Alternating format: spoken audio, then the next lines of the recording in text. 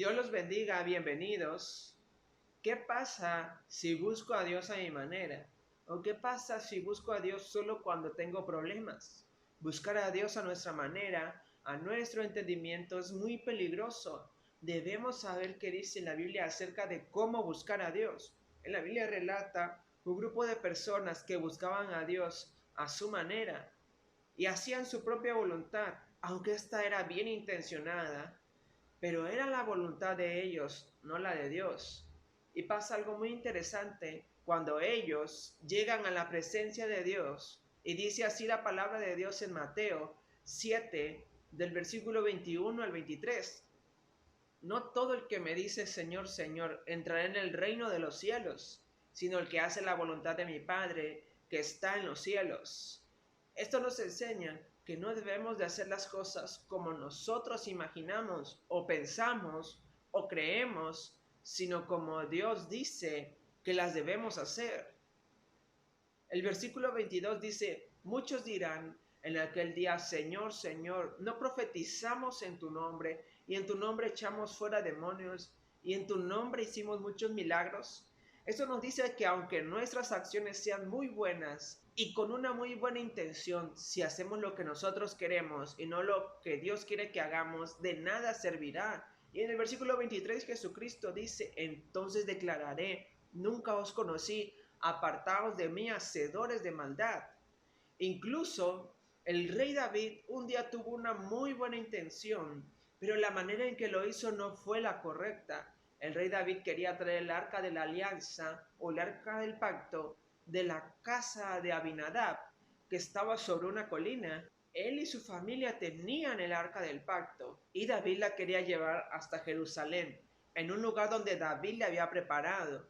Aunque David tenía una muy buena intención, lo hizo de la forma incorrecta, pues él reunió a los mejores soldados de todo Israel y juntos sumaban 30,000 hombres.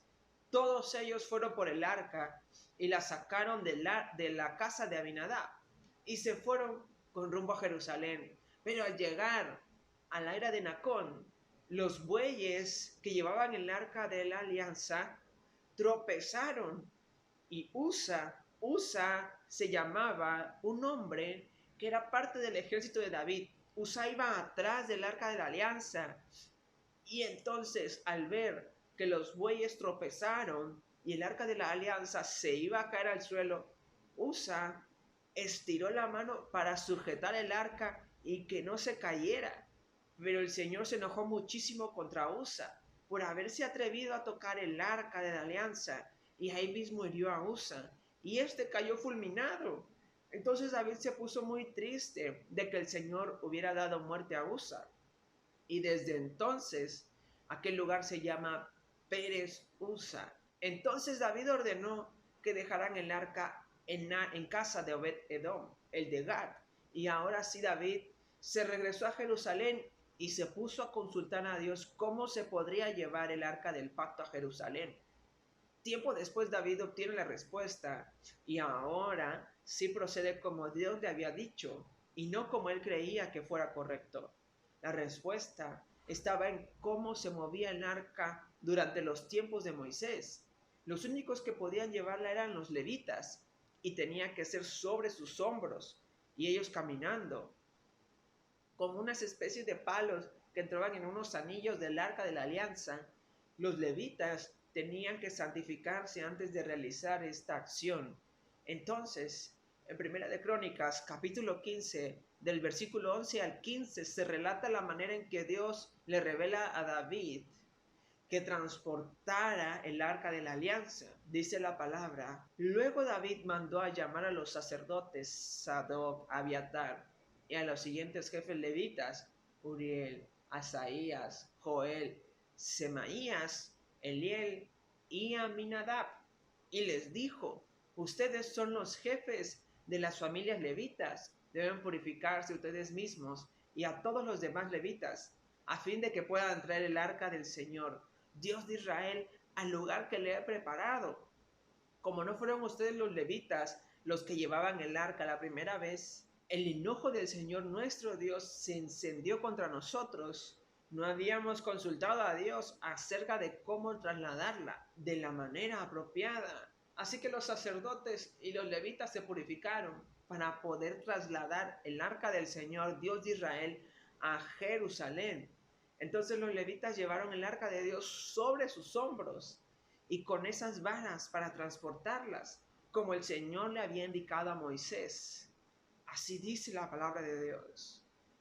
Dios no es nuestro número de emergencia, así no es la manera de buscarlo. Tenemos que buscarlo en todo momento, cuando nos vaya bien y cuando tengamos problemas, temor, duda, adversidad. Siempre, siempre en la adversidad y en la bendición tienes que buscarlo. Encomienda a Jehová tus caminos, confía en Él. Dice su palabra en Isaías capítulo 55, versículos 6 al 8. Buscad a Jehová mientras pueda ser hallado. Llamadle en tanto que está cercano. Hoy todas las iglesias transmiten sus enseñanzas por las herramientas que tenemos a nuestro alcance, pero cuando todo esto pase, no olvides lo que dice Hebreos 10:25, no dejando de congregarnos como algunos tienen por costumbre, sino exhortándonos, y tanto más cuando veis que aquel día se acerca. Dios no limita su perdón para cierto tipo de personas. Él te perdonará y te santificará, pero Él espera de ti un cambio en tu vida y Él te acepta tal y como eres. Pero en el proceso tienes que seguir algunas reglas que Dios espera que cumplamos y las ha dejado escritas en su palabra, en la Biblia. Así que al leer la Biblia nos damos cuenta que creer que Dios existe no es suficiente para ser salvos. Conocer que Él existe, que Él nos creó y que nos ama, no basta para ser salvos. Dice su palabra en Santiago 2:19. ¿Tú crees que Dios es uno? Bien haces. También los demonios creen y tiemblan. Porque los demonios, al igual que millones de personas, saben que Dios existe, pero esto no los hace salvos. Entonces, ¿cómo es que uno es salvo? El apóstol Pablo le responde esto a un carcelero que le preguntó, ¿cómo puedo ser salvo? Y Pablo le responde en Hechos 16:31, cree en el Señor Jesucristo y serás salvo tú y tu casa. Y la pregunta es, ¿cuál es la diferencia de aquel creer de Santiago, que también los demonios saben que Dios existe, de este otro creer que menciona Pablo? Pablo nos especifica que tenemos que creer en el Señor Jesucristo. Es decir, que para acercarse a Dios no solamente hay que creer que Él existe, sino también aceptarlo como mi Señor y mi Salvador, lo cual significa amo o dueño de mi vida. Y este es el problema que millones de personas tienen. Saben que Dios existe, pero no quieren hacerlo dueño de sus vidas. No se quieren someter a su reino y su justicia, pues quieren seguir viviendo sus vidas como ellos piensan que es correcto, de forma que es imposible ser salvo y seguir viviendo a mi manera o como yo quiero o como a mí me gusta. Jesucristo tuvo dos discípulos que vivieron su vida a su manera. Uno era Judas Iscariote, quien robaba del dinero de Jesucristo y sus discípulos todo el tiempo. Y el otro era Tomás, quien no creía que Jesucristo fuera el Hijo de Dios y dudaba en su corazón constantemente, a tal punto que no creyó cuando los discípulos le dijeron que Jesucristo había resucitado.